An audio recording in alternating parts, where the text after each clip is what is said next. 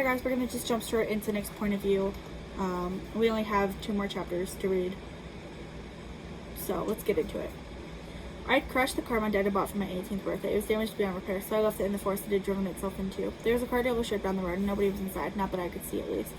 I opened the door, but naturally it was locked. Some guy appeared beside me, and he grabbed my arm. I pointed away, and his eyes were glowing. "You're a sick fuck, you know that?" I asked, and I spot keys in his pocket.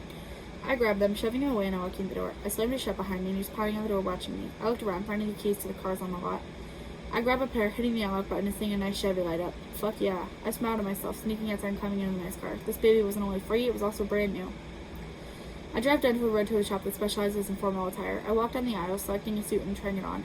I looked good, I always did, but this looked even better. I toyed with my hair in the mirror before heading outside again. I drove over to a weaponry, finding a nice pistol for a cheap price. Of course it's cheap, it's free. I find a holster that will hold it and strap it around my thigh. Perfect fit. I look around at the other guns, deciding against doing something else since it would be more to carry. I knew Matthew wanted to head out to Armadillo, and I don't know how far he made it, but I found myself back at the plaza, looking up at the sign as I entered it. There's hardly anyone there, not alive at least. I looked around, opening the cash register and tucking a large wad of cash in my suit jacket. I wandered around, and a girl came stumbling over to me. "Help me!" She ran into my arms, and I backed away. "Sir, please, you have to help. I don't feel good in my... you're quite the handsome one." Thanks, I guess. Are you okay?" "I feel sick," she moans, and she looks the part. "Please don't leave me behind." I set her on the ground gently, and she begs for me to take her with me. "Look, I can't do that. I don't know you, and you're sick. I'm not trying to get sick, too. After all, a germ wiped out the planet." She looked up at me, and I kind of felt bad. I sat next to her. "You're gonna die," I said, looking down the road, expecting something to come after me.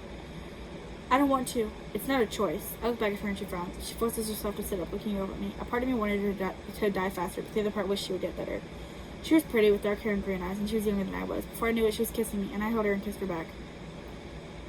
She trailed down to my neck, and I shoved her away after a minute. She looked upset, but I wasn't trying to have sex with someone who was dying, or in public. "I'm sorry, I don't know you, and you're going to die. I should get going." I stand up and make my way over to my Chevy, and she sits on the sidewalk pouting. There's nothing I could do for her. Even if there was something I could do, I probably wouldn't. She'd be another person I'd have to look out for, and she looks weak. I drove away, not bothering to look back at the woman who was dying on the sidewalk. What a way to go out. I turned... Damn, okay. I turned onto an old road. It was practically nothing but dirt. The houses were a decent size, and I saw a truck go flying into one of them. I slowed down, seeing a large man walking towards my car. Damn it. I opened my door and rolled out, running into the house and praying that thing didn't see me. I opened the cabinets in the kitchen, searching for supplies. I hadn't thought of food until just now, having realized I was hungry. Someone came in behind me, and I turned to see a young man with blue eyes and a hat staring at me. We were quiet for a minute before he said hi. I found out he lived in the house across the street. We watched the news and decided to try to make it to an evacuation center. The kid leads me down a road and introduces himself as Ellis, and he takes me to an auto shop where he puts together a car to fight zombies. We drive down a road until the tire pops, and we go through the woods, and when we finally stop, I tell him my name. Not like it matters. He might die soon anyways, or I will. We find an open clearing with backpacks gathered around a fire pit. I look around, opening the bags. This is the jackpot. It's got food and medical supplies. Fuck yeah, free shit. That's like my favorite quote he says. I was looking through another bag when I heard a gun cock, and a voice commanded for me to put the bag down. I looked up and saw a heavy-set black man pointing a gun at Ellis. Ellis had his hands raised and his eyes were wide. I smirked, setting the bag down and raising my own hands. I stood up, looking over at the guy. "This your stuff?" I asked, and he narrows his eyes. "Don't play games with me. What are your names?" "I'm Ellis, sir." Ellis says a little too fast. Poor kid seems a little too eager to live.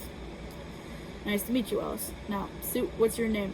I roll my eyes. "Name's Nick." "Nice to meet you too, Nick. My name's Coach." 2 people appear behind me, a man and a woman from the hotel who was also on the news. "Rochelle." Coach continues. "This is Josh and my daughter Rochelle." Josh waves and Rochelle smiles at me. I think she remembers. I know I do. I got drunk because of her. I crashed my car and really spiraled downhill. Hell, I wondered if death would be better because of her. Here she stood, acting like nothing had happened, and close to a guy closer to her age. He also had feelings for her. It was a little obvious. Ellis turned around, and his and Josh's faces lit up. "Josh?" "Ellis!" They hugged, thanking God for taking care of the other. I rolled my eyes, and Rochelle came over to me. "How are you feeling?" I looked down at her. I wanted to tell her off and call her a terrible person, but looking into her eyes, I could see she wouldn't hurt anyone on purpose. It was also weird for someone to ask me how I was doing, especially since the world was falling apart. My world had fallen apart entirely, but I couldn't tell her all of that. "I'm good," I finally answered. She eyed me. She was pretty, and she was a sweetheart. She was such a sweetheart. She was a caring woman. You could tell by how she looked at people, and she would be a good mom if she and her boyfriend never had kids.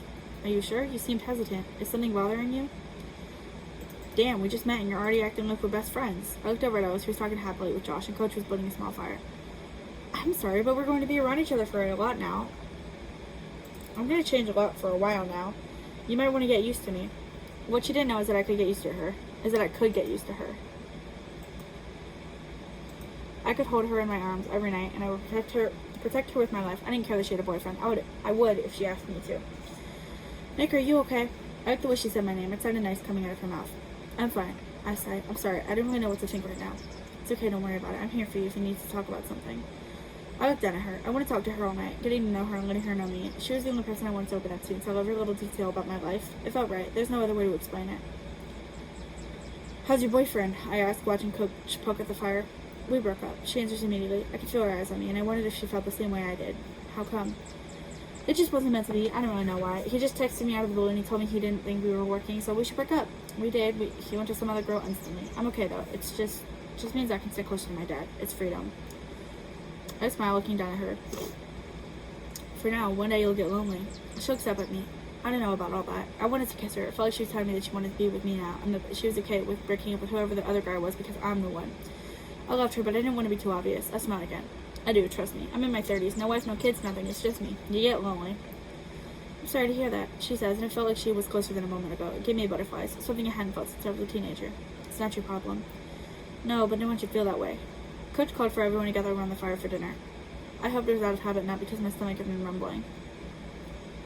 We ate and enjoyed the canned meat despite the situation. Alice and Josh told stories, and it was nice having Rochelle by my side. She got along well with Josh, but she didn't seem to be interested in him. He was definitely interested in her, bragging about how she'd come to his diner for dinner on her first night here. I hate to burst your bubble, Josh, but your food could be found just about anywhere. There wasn't really anything eye-catching about your restaurant. Now, don't get me wrong, it's good food, but it's not original. Oh yeah, it's good food, Coach smiles. I took Catherine there for our anniversary dinner. I'd never been there, so I looked like the odd one out.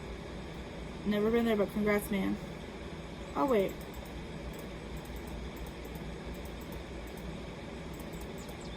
I think that was Rochelle that said it's not original. Josh's smile falters and he looks at me funny, but I ignore him. Rochelle noticed. Josh, don't be like that. We have to get along. We're in this together. Josh didn't say anything, and Alice and Coach continued eating. I wasn't going to say anything. I wasn't stooping down to his level. Well, I guess it would be up to his level.